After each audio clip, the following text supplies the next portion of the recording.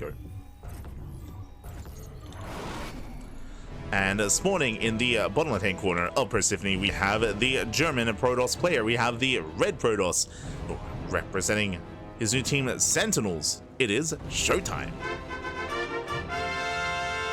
I believe, on Sentinels. And spawning in the top left-hand corner, we have the South Korean Terran player, the blue Terran representing Team Liquid. It is Cure. Here we go.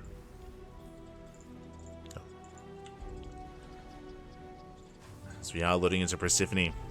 Well, we've covered a lot of Persephone in this broadcast. I think every series has had a game on Persephone. Almost every series had a game on Killer's Mile. And again, this is one of the more aggressive maps in the map pool. It's a little bit more difficult to really get into a longer game state with all these bases. I'm referring to getting up to a 4 and 5 base setup. In general, Cure has been hyper aggressive. They would go double gas opener, but Cure, he has been going for a lot of 2 base all-ins. A lot of 2 base all-ins tonight against both Hero and Max packs. I would imagine that is going to be the case here as well. And we'll see if that is the case. For now, double gas, faster factory, delayed CC. So faster factory here out of Cure.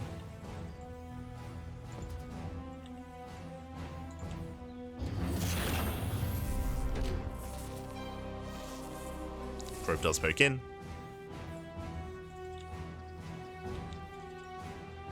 And ShoWTimE, he will be able to confirm. I say that he doesn't quite get into the main base, so for all ShoWTimE knows, there could be a CC. There could be a CC here, further back in the main base, hidden in the fog of war. So ShoWTimE is in the dark.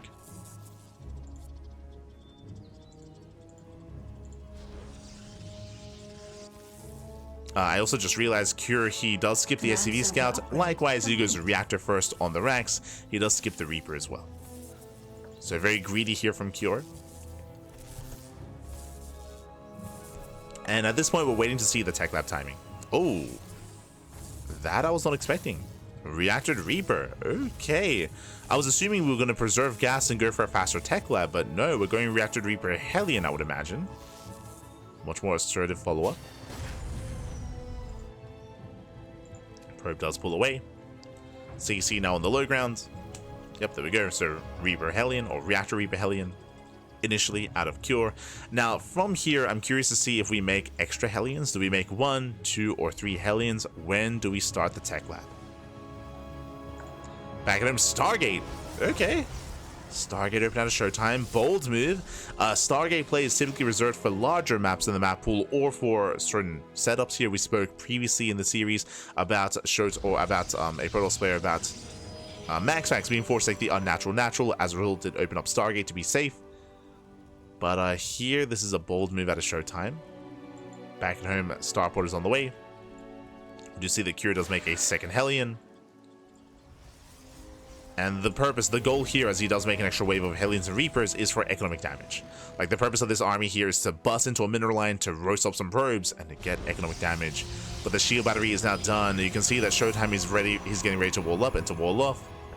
Nice SimCity. Reapers, they head up the ramp. The army is revealed. ShoWTimE knows.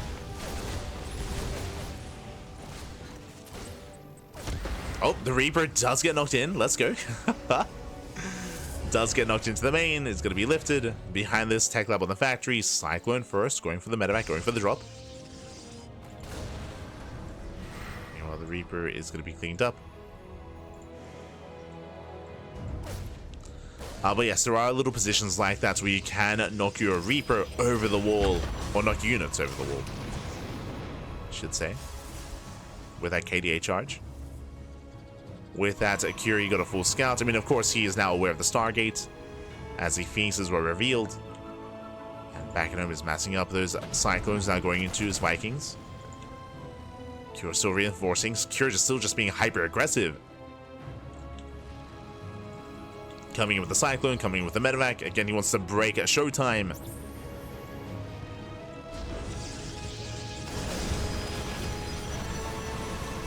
Likewise, going for the Cybercore. Nice pickoff. Cybercore is going to be sniped. ShoWTimE collapsing in. Oh, does save the Cybercore for now. So back the army. Does zone Cure back. ShoWTimE ShoWTimE pulls away. Cybercore taking a lot of hits, a lot of damage.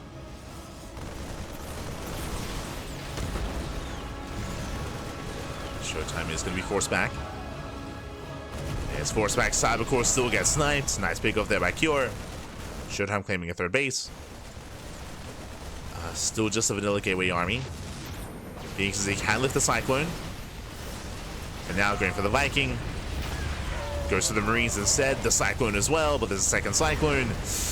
Is going to be enough. He does break the lock-ons. Yeah, lock-ons are broken. Nice target firing out of ShoWTimE. Does take down one of the Cyclones, but again, the other does arrive. Ooh, and ShoWTimE gets punished. He will lose everything. Oh, gets a Cyclone. Nice pick up towards yet another Cyclone arrives. Curie, he's just rallying. He's just rallying everything across the map. His goal here is to break ShoWTimE. The Phoenix kind of still relatively healthy. Shield battery does help support. Does help defend. ShoWTimE he does rebuild the Cybercore, getting into +1. He does try to snipe the. Oh, doesn't quite snipe. Does take down the Viking. Viking goes down. Cyclone as well. Nice lift. And we're still just rallying, even rather than the tank as well. Oh my god. Kira, calm down. Kira, he was hoping to end the game. Behind this, his third base is late. Likewise, Stim is so very late. Ooh, nice tank shot. But this was borderline all in here from Cure. Like, tech-wise, he doesn't really have much going on. At 6:30, he now does begin Stim. So very late Stim, very late bio transition. Cure, he was hoping for more damage. He traded with the army, but he was hoping for something more substantial. It's like resource-wise, almost an even trade. But Cure, he won the economy, and ShoWTimE is on 3 bases. He's on 3 bases. Taking his gases, now taking him into +1, charge, gateway explosion. And Cure is forced all the way back home. He's forced all the way back home. The aggression not as successful as he wanted it to be.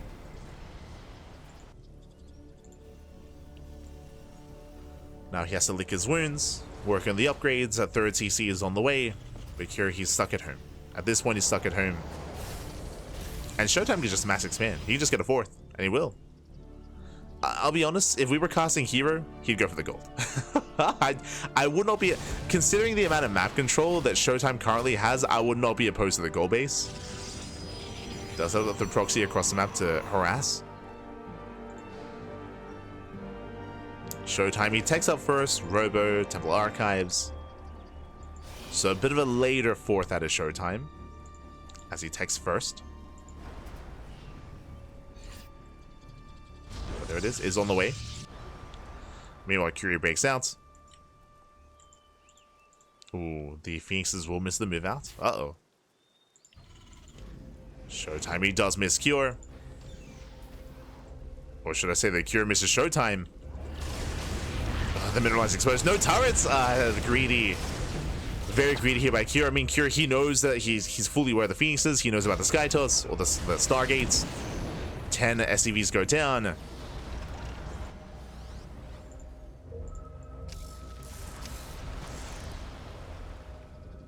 Set up here outside of the bases. ShoWTimE, he recalls in time. Likewise, he can counterattack with that gateway. Tank's moving in. Tank gets spotted. He's going for it. It takes out both tanks and the Widow Mines. And he can just keep going. He can just chase down Cure. The backbone of his army is no longer there. Likewise, trying to bait out those mine shots. Does somewhat drag.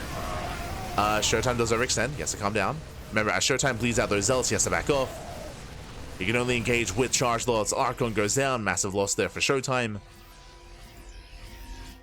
And I was curious. I was like, where were the zealots? They're across the map. They move out across the map. They're catching reinforcements. This is a risky maneuver out of ShoWTimE. That means they're not home to defend. They're just now on the way. Here comes the second warp in. Nice lift on the Widow Mines. And without mines, Zealots, they just have so much freedom here in this fight. Collapsing on the Medivacs. And no more support. Meanwhile, Zeltse busts into the main. 21 SCV kills. They cripple the economy. I mean, Kira was already in a rough position, but now even more so. 24, that's how many total? 34 workers in total. Ay, ay, ay. Zealots get cleaned up, but that was well worth it for ShoWTimE. Again, it was risky for him to go for the Zealot Warping across the map, but it was worth it. It was more than worth it here. It cripples ShoWTimE. Sorry, it cripples Cure, what to say.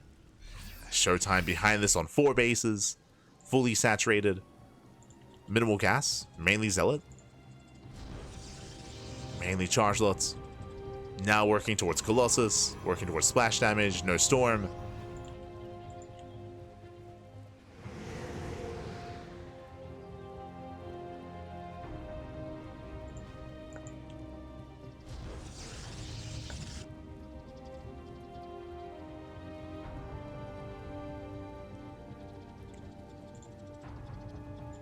As ShoWTimE does make his way into the main.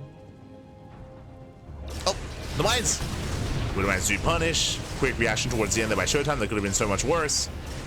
Gateway gets found, but once again he does pick off the mineral island. Still no turrets. Still no missile turrets here in the main. Oh no. I mean, no turrets, period.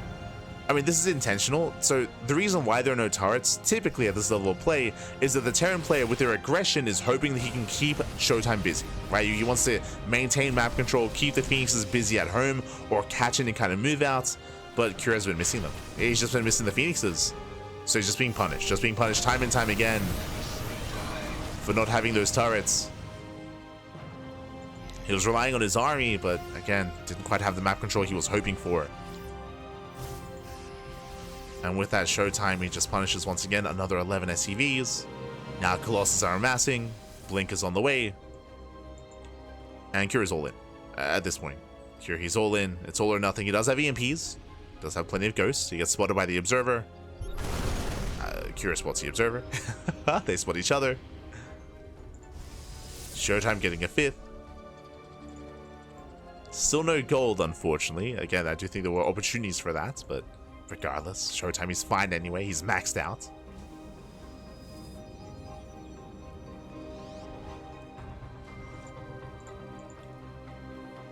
So we go. ShoWTimE does push.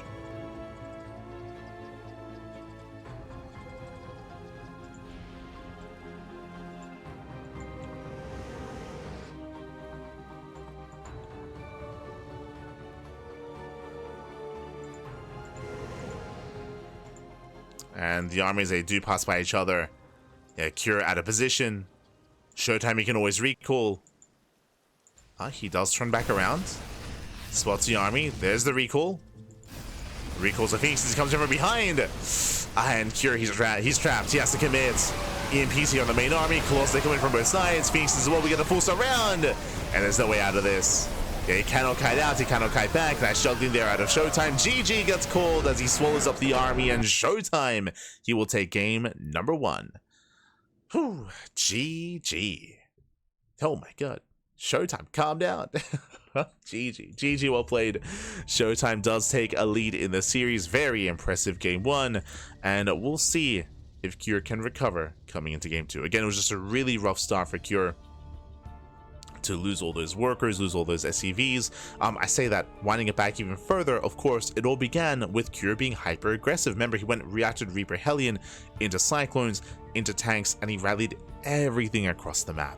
And he traded, that is true. He was able to pick off some Phoenixes, he was able to pick off some Stalkers. He traded with the army, but that was not good enough. He sacrificed so much to push like that, to push and to be that aggressive, and he didn't do any economic damage. No economic damage. He killed a cyber core. That's all the tech damage that he dealt. Just wasn't worth it. In the aftermath, Cure, he fell behind because he didn't do enough. He was stuck at home. He had no tech. It allowed ShoWTimE to mass expand. I still do feel like ShoWTimE could have been greedier there and even gone for the gold, but regardless, ShoWTimE was free to get a 4th base, free to attack up into Colossus, free to do whatever he so chose to. As Cure, he had no follow-up, he had no presence, and was punished for it. GG. GG well played. With that, ShoWTimE does take a lead in the series, and we're now stepping into game number 2, going to be loading into Incorporeal. The pressure is on Cure to recover. Let's go. Let us go. See in chat, how many best of threes will be casted today? 5. This is the final best of 3. This is the final series of the broadcast. Just as a reminder, this is a replay cast of day 1. We live casted day 2 and day 3 previously in the month of May, so we already covered day 2 and day 3, but we missed out on day 1 because we were casting another tournament. We were casting the KSL, the Korean StarCraft League at the time, so we weren't able to cast day 1 live, so we're here catching up. Why are we catching up now? Well, because we have a free afternoon, because everyone is traveling. DreamHack Dallas just finished, so all the Europeans are traveling, all the Koreans are traveling, so now is the best time for us to catch up on an event that we missed out on to get ready for the playoffs. The playoffs are scheduled to begin in the next couple of days. Let's go. And spawning in the top left-hand corner of Incorporeal, we have the German Protoss player. We have the red Protoss representing Sentinels, leading the series 1-0. It is ShoWTimE. And spawning in the bottom right-hand corner, we have the South Korean Terran player, the blue Terran, representing Team Liquid, opening up double gas. It is Cure.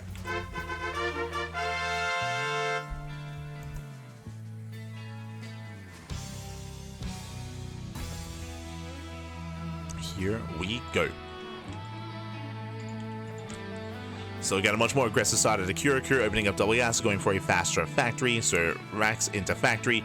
Similar to the previous game. Last game it was the same opener, I should say, but it led into what? It led into Reactor Reaper Hellion initially, then into Cyclone and Viking Aggression as the follow-up. Here I would imagine a different kind of follow-up is going to be available. There are a lot of options for the Terran.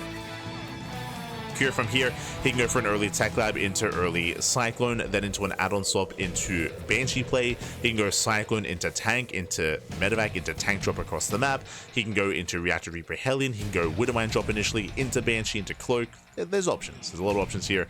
So we'll see what Cure goes for. Regardless, it is going to be the factory, and it should be into the command center. Technically, you can go from here go into a one-base all-in, but a one-base all-in on Incorporeal sounds crazy. it sounds crazy, so that most likely won't happen. Just catching up. What's a future tournament you're looking forward to besides EWC? I mean, I guess all of them. Like, there's just a lot of StarCraft going on. There's a lot of tournaments. There's EWC, there's Stars Agora, there's Home Story Cup, there's GSL Season 2, there's Philadelphia, there's the Brazilian StarCraft 2 Circuit, El Circuito Brasileiro, if you will. So a lot of offline events. Fun fact, another offline event was just announced. There's an Australian LAN happening at the end of June. There's another Australian LAN. And I was so excited. I was like, oh, let's go. There's an OddsCraft happening in Brisbane next month. And then I checked, and it is the same weekend as Home Story Cup. Smurge, 5%. Same weekend as Home Story Cup. That is so sad because, for those who don't know, for the past like 3, maybe 4 Home Story Cups, we've been the B stream. Like, we've been the official B stream of Home Story Cup.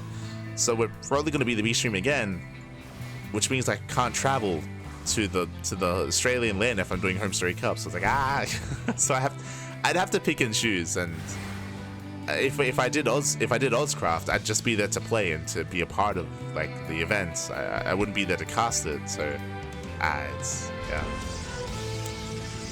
it's unfortunate that I have to pick between the two.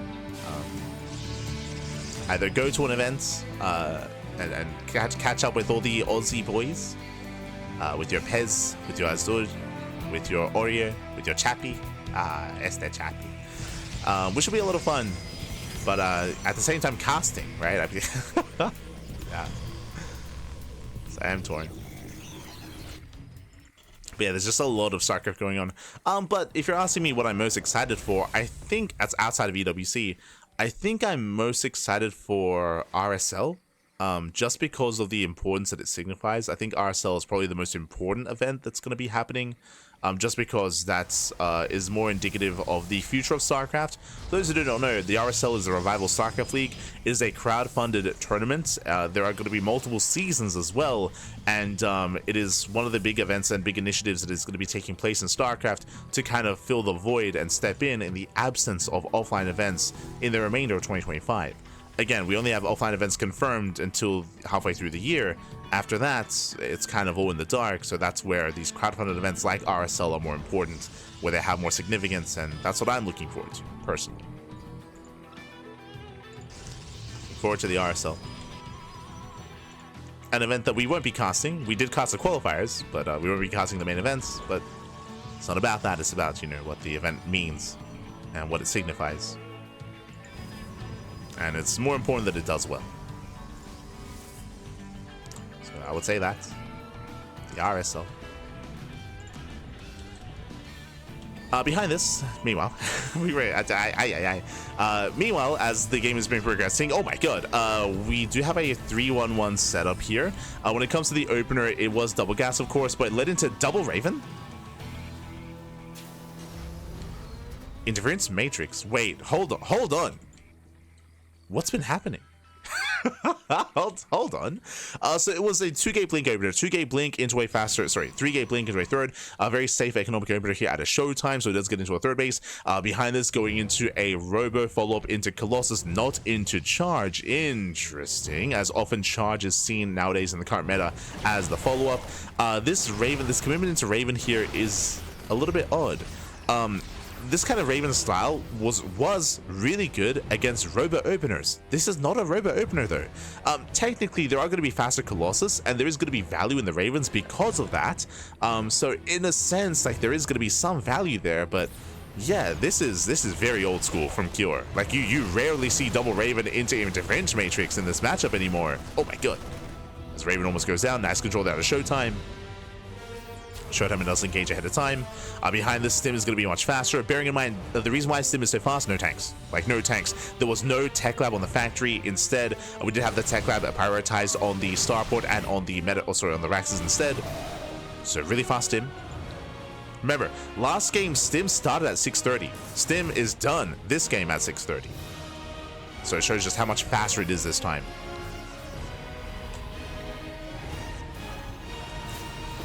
ShoWTimE does move out. Behind this, Colossus on the way. Massive gateway explosion, working towards Charge. Charge is still not yet done. It's going to be on ShoWTimE to slow down the push, to slow down Cure. And because of the Ravens, because they survived, I mean, they can disable the Colossus. True. The Colossus are not going to be the backbone of the army that we would hope. And ShoWTimE knows that. Like, he sees both Ravens. Ideally, he doesn't want to snipe one. Speaking of, oh. Once again, he bleeds out a Stalker. Takes down a couple of Marines. Cure's pushing in. The boys are being pulled. It's all or nothing. 2-base all in here out of Cure. He does commit. Does double down. ShoWTimE getting a 4th base. That's not going to help. We don't need a 4th. We need an army. We need shield batteries. ShoWTimE, yes, there we go. He sees the boys. Nice force field. There's a disable. But the force fields, they lock down the army. They buy more time. And we need as many warpins as possible. ShoWTime's got 1,000 minerals. He's warping in wherever he can. And Cure, he's coming in from multiple angles. Once again, nice force fields. He comes in from the right-hand side. Once again, does get the missile off. And the disables. Nice double disable. This is the final disables here of Cure. Does push in. Cure, ShoWTimE is in trouble. But the disables are about to run out. They're about to run out. Yeah, nice kiting here from ShoWTimE. There we go. The disables, they run out. Zealots warp in. And the Colossus, they just mow down the Marines. Yeah, the Marines do melt. He gets one. Takes out one Colossus. Nice dive. The boys are being pulled. Mine shot's about to go off. Forcing a bit of friendly fire. Colossus does kite back. The Colossus is barely gonna survive. Oh my god. Yeah, it does survive. The army, he runs out of steam. There's nothing left. Cure, he just barely doesn't have enough. He's down to 3 Marauders. 3 Marauders, 1 Marine, and a couple of Metamax. And yes, he killed the mineral line, but that is not good enough. ShoWTimE, he got away with the 4th base. He's crazy. Got away with the 4th. The Colossus survived. GG gets called. Cure, he has nothing left, and ShoWTimE will take the series 2-0, taking down Cure. GG. GG, well played. ShoWTimE, he will claim the series. He will take down Cure. Cure having a bit of a hard time here in day 1. We were aware of that. We were aware that Cure had a bit of a rougher time, and we were curious what exactly transpired in these matches. And something that I was most curious by was the kind of play that Cure brought to the table. Now, for those that are unaware, First, GG well played. GG well played. Again, ShoWTimE did a great job at slowing down the push with his stalkers. He did a great job when it came to engaging with the army, the force fields. Honestly, imagine that game without those force fields. Kira would have been able to engage, what, 30 seconds sooner, even earlier than that. Like, he would have been able to push himself up that ramp, dive on the army. There would have been less zealots. That would have been game then and there. The force fields did, or I should say, ShoWTimE did a great job at just buying time with the stalkers and with those force fields for extra zealot warp-ins, for the shield batteries, for extra colossus, for a stronger defense. GG. GG well played. Very impressive play there by ShoWTimE. Demao does it again. Right, trying to all in ShoWTimE. You're crazy. And ShoWTimE will claim the series. Congratulations. But what I was going to say here is that I was really curious to see how Cure would play in these matchups. Let us quickly have a look at today's matches. Now, for those that haven't been watching Cure as of late, when it comes to Cure over the past month at this point, Cure has been hyper aggressive. He's been hyper aggressive in TVP, non-stop 2-base all-ins. And I was curious because this day one of May Mayhem started at the beginning of the month, which is around the time that we saw that shift and that change from Cure as Cure stepped into GSL Season 1 in the group stage with non-stop all-ins. It eventually culminated in the finals, of course, of GSL with those non-stop all-ins and even into DreamHack as well. But that's what Cure was going for. And I was trying to pinpoint the exact moments that occurred. This event took place at the start of May. The start of May, or day one of the May Mayhem was at the start of May. It was like the first week of May. And as you saw in this series, there were a couple of games where Cure was playing macro, where he was playing more standard. Only a couple though. It was like 50-50. He went for a 2-base all-in once in every series. He went for it at least once. Nowadays he does it every game. So it felt like this is like the beginning of his villain arc. It's like the beginning of the villain arc here is for Cure to be knocked out 2-0 by MaxMax, 2-0 by Hero, and 2-0 by ShoWTimE. This was the trigger, the flashpoint. This is the moment when Cure, he fell to the dark side and he just doubled down, and it worked out well for him because, again, if you've been watching Cure throughout the rest of May in GSL group stage, GSL playoffs, likewise at DreamHack Dallas as well, and even in the weeklies in between, Cure has been going for non-stop 2-base all-ins since this event. So in my mind, this was the breaking point. I was trying to pinpoint the moment that Cure he fell to the dark side, Poppy. This might have been it. GG. Again, getting 6-0'd by Protoss in one day does something to a Terran, I feel. it does something to a Terran, Papi, and I want to believe, at least in my mind, in my narrative, that's what we got.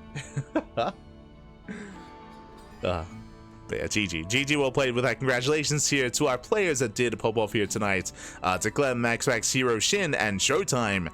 And of course, for those that are curious, the May Mayhem playoffs are scheduled to begin tomorrow. Now, I say they're scheduled to begin tomorrow.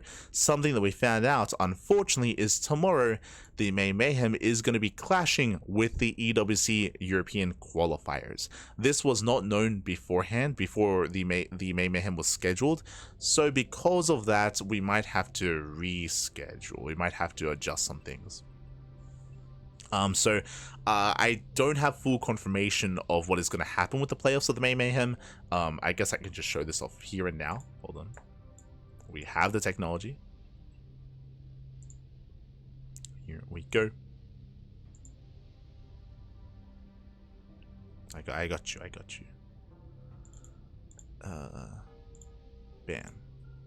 Bam. Beautiful. Okay. So this was the group stage. And again, if you missed out on these matches, I recommend the VODs. We already casted the day one. Now we casted day one. We already covered day 2 and day 3 of the group stage. In the finale of the group stage, in the end, we have our top 4. We have Clem, ShoWTimE, Hero, and MaxMax. 3 Protoss and 1 Terran made it through the group stage here in the end. Again, Cure had a harder time. Shin had a 3-way tie with Hero and MaxMax. It came down to the wire. It came down to map score when it comes to Hero, MaxMax, and Shin, and who would make it through. So very close between these 2 players. ShoWTimE, he popped off in the group stage, might I add. And of course, Clem went undefeated, as to be expected. So we had a top 4. And again, tomorrow, as you can see here, in 1 day and 2 hours, time, we are scheduled to cast the playoffs. We have Clem versus ShoWTimE in the upper bracket finals to determine the champion. And then we have here the bronze match. We have Hero versus Max leading into the loser of Clem and ShoWTimE. So we have 3 matches. We have the golden match, the bronze match, and the silver match here as well to determine the top players here, the placing players of this event. So a lot of PvP, a lot of PvT is going to be ahead of us here for the May Mayhem. But as I mentioned, it was originally scheduled for tomorrow, but because of the EWC qualifiers, I believe the EWC qualifiers, they start 1 hour before this. I believe 1 hour before this this time are the EWC European qualifiers. So because of that, the organizer of this event may reschedule and we might have to postpone. I say might have to postpone from my understanding because Inu casts this event. Inu covers this event in Korean, and I don't think Inu has permission to cast the EWC qualifiers. So because of that, they might just go on with it. They might just still run the event. We do have permission to cast the EWC qualifiers, so it's up to us to kind of prioritize what to cast. Do we want to cast the qualifiers? Do we want to cast this event? I'll have to discuss this internally with the CranKy Ducklings with what we want to do. There's a high chance that we might just cast the EWC qualifiers live, and we might do this via replays. That might be the case, which is less than ideal, but I mean, we'd have to do one via replays if we wanted to cast both, essentially. So yeah, it's less than ideal. We'll figure it out. We'll figure it out if we want to cover which event we want to cover live, the qualifiers or the May Mayhem, and which one via replays. We'll figure it out. Unfortunately, just everything's happening at once. Everything's happening. Max Facts Korean. Oh, do I have the wrong thing? Hold on. Okay. Hey, he's Danish against Cure, but he turned Korean against Shin. True. Sorry, my apologies. I'll fix that. My apologies. There we go. There we go. Did fix it up.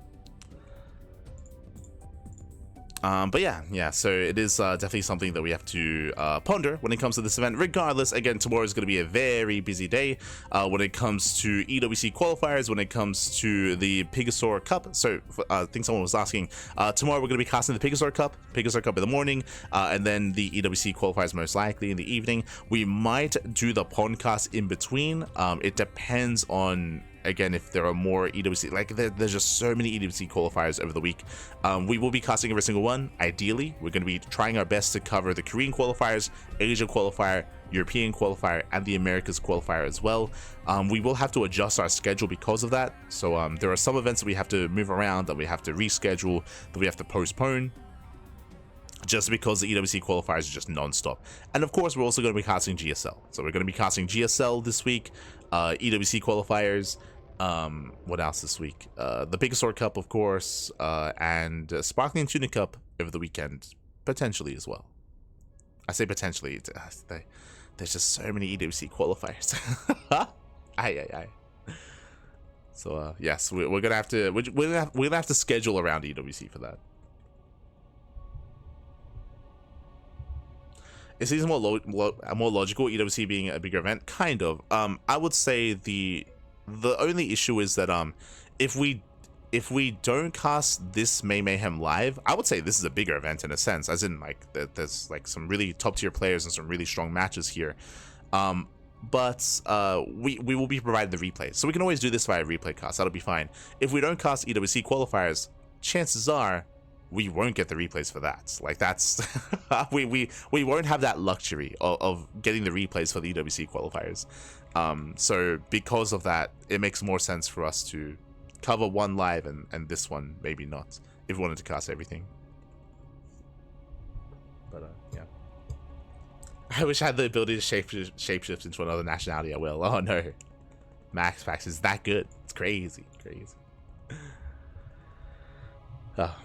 But with that, thanks for watching. Thanks for the support. We do appreciate it. Hope you guys had a great time. Hope you guys had a great evening. Hope you enjoyed DreamHack Dallas over the weekend, of course. Hope you enjoyed the broadcast. Hope you enjoyed the event. Of course, we covered the event ourselves. If you wish, the VODs are available on YouTube. VODs are available on Twitch. When it comes to our coverage of DreamHack Dallas, we were a community stream for day 1 and day 2. Day 3, we were co-streaming the main stream, so we had more of like a viewer party-esque kind of dynamic for the final day. But for day 1 and day 2, was just straight up casting and covering our own matches at DreamHack Dallas. So you can follow us there. You can watch those VODs over on YouTube. ! Socials in the chat to get access to all those links, to get access to all those channels. Otherwise, if you wish, you can support us via Patreon, ! Patreon in the chat, and you can support the events that we do host on a regular basis. What events do we host? Masters 1 Open, Sparkling Tuna Cup, and Sea Duckling Open as well. Bam! There you go. You can see our 3 events on my right, the 3 events that we do host on a regular basis. I say we host them on a regular basis.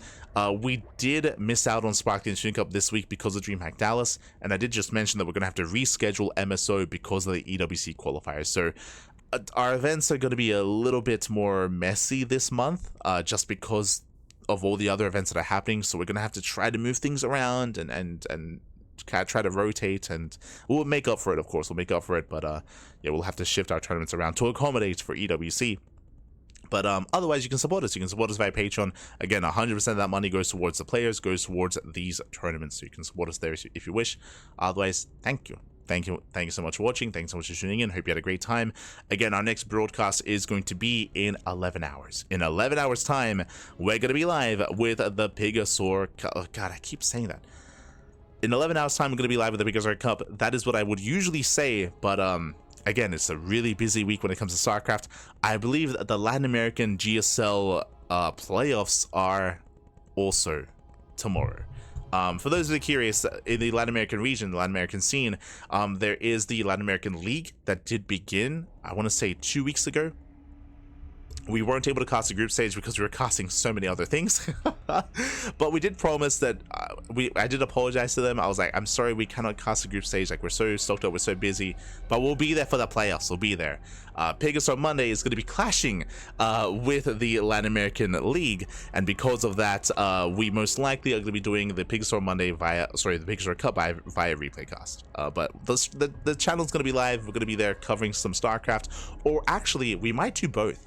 We might be able to do the Latin American League first, and then we may be able to like jump into like the semifinals of the Pigasaur Cup. Like, it might line up. It's just, there's a lot of content, a lot of StarCraft. Regardless, thanks for watching. Thanks for tuning in. Again, it's a very chaotic week here, a very chaotic month in general, just because there's so much happening. But what we can promise you though is non-stop StarCraft on the channel. We cast StarCraft twice a day, every single day. We cast more StarCraft than any other channel out there, more than Wardy, more than Steadfast, more than anyone else. We have the content, we have the quantity, and we have a little bit of the quality as well. Oh boy, all the content, all the StarCraft, all the casting. Thank you for watching. We'll see you guys next time. Until then, ciao, papi, ciao. See you next time. Hasta luego. Give some love to Eba. Give him some love, papi. Give him some love. He's streaming at the moment.